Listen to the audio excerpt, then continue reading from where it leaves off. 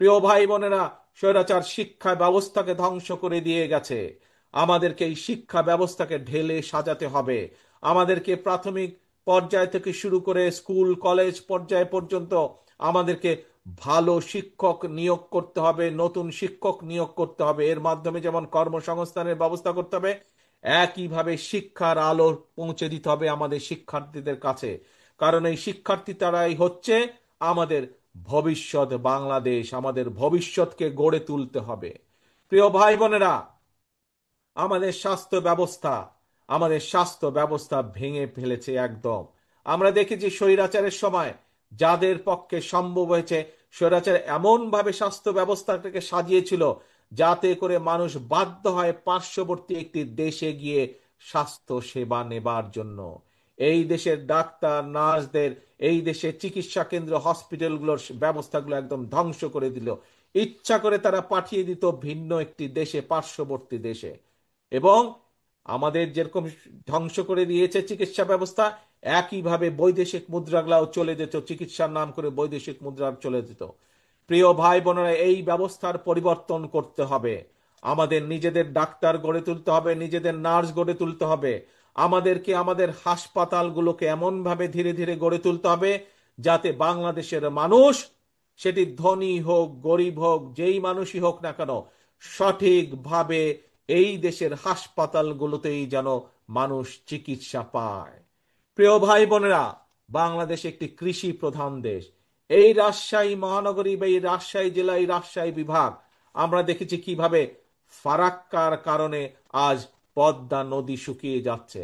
আমরা দেখতে পাচ্ছি কিভাবে একসময় সুজলা সুফলা সবুজের ছায়া ছিল, সেখানে এই পানির অভাবে কিভাবে, পদ্মা নদীর পানির অভাবে কিভাবে চারিদিকে মরুভূমি হয়ে যাচ্ছে ধীরে ধীরে। প্রিয় ভাই বোনেরা, আমাদেরকে চেষ্টা করতে হবে। আমরা আন্তর্জাতিক আদালতে যাব দরকার হলে, আমরা জাতিসংঘে যাব দরকার হলে, আমাদের পানির হিস্যা বের করে নিয়ে আসতে হবে। আবার আমাদেরকে পদ্মা নদীতে পানির ব্যবস্থা করতে হবে। আমাদেরকে খালগুলো খনন করতে হবে যাতে শুকনো মৌসুমে যদি আবার আমরা পানির ব্যবস্থা করি এবং আবার যদি পানি নিয়ে তারা ঝামেলা করে, তাহলে যাতে আমাদের খালগুলো পানি ধরে রাখতে পারে আমাদের কৃষকদের জন্য, আমাদের মানুষের ব্যবহারের জন্য সার্বিকভাবে পানির ব্যবস্থা আমাদেরকে করতে হবে। কাজে প্রিয় ভাই বোনেরা, সামনে অনেক কাজ, সামনে অনেক চ্যালেঞ্জ। এই চ্যালেঞ্জগুলো আমাদেরকে নিতে হবে। আমাদের দেশের বেকারদের কর্মসংস্থানের ব্যবস্থা করতে হবে। ছোট ছোট কলকারখানা আমাদেরকে গড়ে তুলতে হবে। এই কলকারখানা গড়ে তোলার মাধ্যমে এই কলকারখানায় যেসব দ্রব্য উৎপাদিত হবে, সেগুলো একদিকে দেশের মানুষের ব্যবহারের জন্য, আবার একই সাথে আমাদেরকে বিদেশেও রফতানি করতে হবে। প্রিয় ভাই বোনেরা, আমাদের সামনে চ্যালেঞ্জ আছে। আজ বহু মানুষ বিভিন্ন সমস্যার কারণে বিচারালয়ে যেতে হয়। বিভিন্ন পর্যায়ের বিচার ব্যবস্থার কাছে বহু মানুষকে যেতে হয়। সেটি জমির সমস্যা হোক, বিভিন্ন বিষয় সমস্যা হোক, পারিবারিক হোক, সামাজিক হোক, বিভিন্ন ব্যবসা। কিন্তু আমরা দেখছি কিভাবে বিচার ব্যবস্থার জটিলতার কারণে, দীর্ঘসূত্রিতার কারণে বছরের পর বছর সাধারণ মানুষকে কোর্টের বারান্দায় ঘুরতে হয়। আমাদেরকে এই ব্যবস্থার পরিবর্তন করতে হবে যাতে করে মানুষ দ্রুত বিচার ব্যবস্থা পায়, দ্রুত বিচার পায়, দ্রুত সুরাহা করতে পারে তার সমস্যার সমাধান। প্রিয় ভাই বোনেরা, আপনাদের সামনে আমি এরকম কতগুলো চ্যালেঞ্জের কথা আজ তুলে ধরেছি। এরকম আরো বহু চ্যালেঞ্জ আছে আমাদের। এই চ্যালেঞ্জগুলো আমাদেরকে মোকাবেলা করতে হবে। কৃষির চ্যালেঞ্জ আছে, কৃষকদেরকে সঠিক সময় বীজের ব্যবস্থা করতে হবে, কৃষকদেরকে সঠিক সময়ে আমাদের সার পৌঁছাতে হবে, কৃষি উৎপাদন আমাদেরকে বাড়াতে হবে। আবার একই সাথে খেয়াল রাখতে হবে মানুষ যাতে স্বল্প মূল্যে কৃষি পণ্য পায়, কিন্তু একই সাথে আবার কৃষকও যাতে তার উৎপাদিত দ্রব্যের সঠিক মূল্য পায়।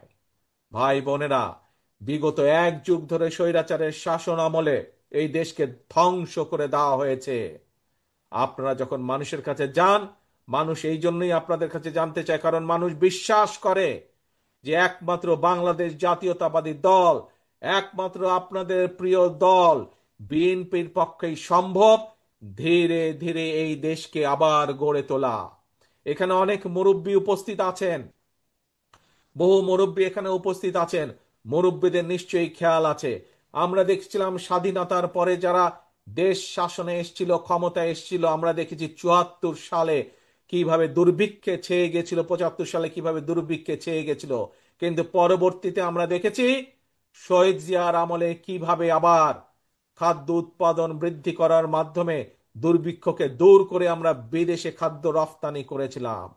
প্রিয় ভাই বোনেরা, বাংলাদেশ একটি সম্ভাবনাময় দেশ, শুধু প্রয়োজন সঠিকভাবে পরিচালনা করা। আসুন, এই কাজ বিএনপি করে দেখিয়েছে অতীতে। ইনশাল্লাহ আমরা দেখেছি কিভাবে দেশনেত্রী খালেদা জিয়ার সময় বিভিন্ন পদক্ষেপ গ্রহণ করা হয়েছিল, কিভাবে দেশের শিক্ষার্থীদের, বিশেষ করে মেয়েদের শিক্ষা ব্যবস্থা কিভাবে বিনামূল্যে করে দেওয়া হয়েছিল। এরকম অনেকগুলো ভালো ভালো পদক্ষেপ নেওয়া হয়েছিল। ভাই বোনেরা, আসুন, আজ দেশের মানুষ আপনাদের দিকে, আজকে দেশের মানুষ তাকিয়ে আছে। দেশের মানুষ আজ বিএনপির দিকে তাকিয়ে আছে, দেশের অধিকাংশ মানুষ, যে বিএনপি দেশকে সঠিকভাবে পরিচালনা করবে। কিন্তু এই যে চ্যালেঞ্জগুলো আছে, যে চ্যালেঞ্জগুলোর কথা আপনাদের সামনে আমি তুলে ধরলাম, এই চ্যালেঞ্জগুলো যদি মোকাবেলা করতে হয়, তাহলে সবচেয়ে প্রথম কাজ হচ্ছে আমাদেরকে ঐক্যবদ্ধ হতে হবে। বিএনপির সকল নেতা কর্মীদেরকে ঐক্যবদ্ধ হতে হবে। আমরা যদি ঐক্যবদ্ধ হতে না পারি, তাহলে আমরা ওই চ্যালেঞ্জগুলো মোকাবেলা করতে পারবো না। জনগণের আস্থা এবং জনগণের বিশ্বাস আমাদের উপরে আছে, কিন্তু এই বিশ্বাস এবং আস্থা ধরে রাখার দায়িত্ব কিন্তু জনগণের না। এই বিশ্বাস এবং আস্থা ধরে রাখার দায়িত্ব কার? আমাদের সকলের। আমরা যারা বিএনপি করি, জনগণ যাতে আমাদের উপরে আস্থা রাখে, জনগণ যাতে আমাদের উপরে বিশ্বাস রাখে, সে আস্থা এবং বিশ্বাস ধরে রাখার দায়িত্ব কার? কি ভাই, কার এই দায়িত্ব বলেন দেখে? কে? শুনতে পাই না, আমি অনেক দূরে, হাত তুললে আমি দেখতে বুঝতে পারবো যে কার। আপনারা বলছেন কি আপনাদের? ইয়েস, এই দায়িত্ব হচ্ছে শহীদ জিয়ার প্রতিটি নেতা কর্মীর, এই দায়িত্ব হচ্ছে খালেদা জিয়ার প্রতিটি নেতা কর্মীর, এই দায়িত্ব হচ্ছে শহীদ জিয়ার নেতা কর্মীর, এই দায়িত্ব হচ্ছে খালেদা জিয়ার নেতা কর্মীর। দায়িত্ব জনগণের যে আস্থা আমাদের উপরে আছে, এই আস্থাকে ধরে রাখা। প্রিয় ভাই বোনেরা, আসুন, এই দেশ আমাদের সকলের। এই দেশ বাংলাদেশের ২০ কোটি মানুষের দেশ। শহীদ জিয়া স্বাধীনতা ঘোষণার মাধ্যমে এই দেশের কে মুক্ত করার, এই দেশকে স্বাধীন করার যুদ্ধ ঘোষণা করেছিলেন। পরবর্তীতে ৯০-এ স্বৈরাচারের বিরুদ্ধে আন্দোলন করে স্বৈরাচার মুক্ত করেছিলেন এই দেশ দেশনেত্রী খালেদা জিয়া। কাজেই সেই দলের নেতা এবং কর্মী হিসাবে আজ আপনাদের উপরে পবিত্র দায়িত্ব, সামনের দিনে এই দেশকে এগিয়ে নিয়ে যাওয়া, দেশকে পুনর্গঠন করার জন্য। প্রিয় ভাই বোনেরা, আপনাদের নিশ্চয়ই মনে আছে সকলের, প্রায় ২ বছর আগে স্বৈরাচারের সময় আমরা বাংলাদেশের মানুষের সামনে ৩১টি দফা উপস্থাপন করেছিলাম, যেগুলো রাষ্ট্র মেরামত দফা হিসাবে পরিচিতি লাভ করেছিল। সেই ৩১ দফার মধ্যে আমরা বিভিন্ন সংস্কার কর্মসূচি দিয়েছিলাম। আমরা দেখেছি বর্তমান অন্তর্বর্তীকালীন সরকার একটি সংস্কার কমিশন গঠন করেছে, কিন্তু নিশ্চয়ই আপনারা পত্র পত্রিকায় দেখেছেন যে বিভিন্ন রাজনৈতিক দলকে নিয়ে যে সংস্কার কমিশনে আলাপ আলোচনা হয়েছে, যত সংস্কার আলাপ আলোচনা হয়েছে তার অধিকাংশ সংস্কার বিএনপি ২.৫ বছর আগেই জাতির সামনে ঘোষণা করেছিল।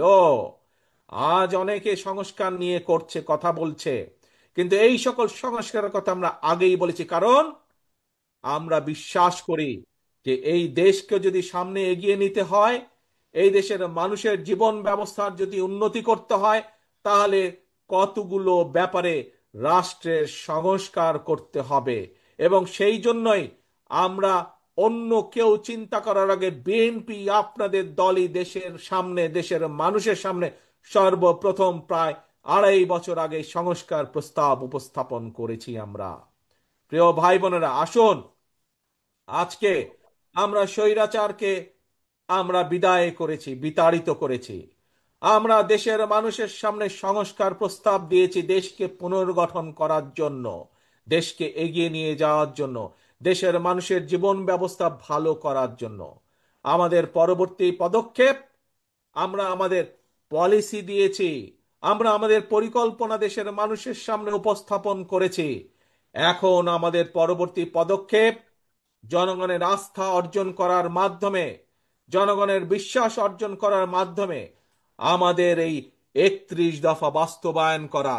এই যে 31 দফার মধ্যে আপনাদের সামনে যে কিছুক্ষণ আগে কিছু চ্যালেঞ্জের কথা বললাম, বেকারদের কর্মসংস্থান, স্বাস্থ্য ব্যবস্থা, কৃষি ব্যবস্থা, শিল্পের উন্নয়ন, বিচার ব্যবস্থা, এই যে নদী খনন, খাল খনন, এই যে আপনাদের সামনে আমি চ্যালেঞ্জগুলোর কথা বললাম, এই চ্যালেঞ্জগুলো আমাদেরকে মোকাবেলা করতে হবে, তা না হলে দেশ পিছিয়ে যাবে, দেশের মানুষ আরো কষ্ট পাবে। কাজেই দেশের মানুষের এই কষ্ট লাঘব করতে হলে, দেশকে সামনে এগিয়ে নিয়ে যেতে হলে, জনগণের আস্থা অর্জন করার মাধ্যমে আমাদেরকে এই চ্যালেঞ্জগুলো মোকাবেলা করতে হবে। এবং তার জন্য দরকার আমাদের সকলকে ঐক্যবদ্ধ হওয়া, তার জন্য দরকার আমাদের নিজেদেরকে ডিসিপ্লিন হওয়া, আমাদেরকে ডিসিপ্লিন হওয়া দরকার, আমাদেরকে ঐক্যবদ্ধ হওয়া দরকার।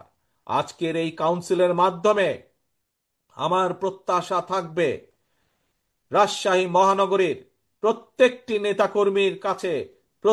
নেতাকর্মীর কাছে আমার প্রত্যাশা থাকবে আজকের এই কাউন্সিলের মাধ্যমে আমরা শপথ গ্রহণ করব যে আমরা সকলে ইনশাল্লাহ ঐক্যবদ্ধ থাকব, এক, এবং আগামী দিনে জনগণের আস্থা অর্জনের মাধ্যমে আমরা দেশকে পুনর্গঠনের কাজে হাত দেব। এটা হচ্ছে দুই। কি হলো তাহলে আজকে?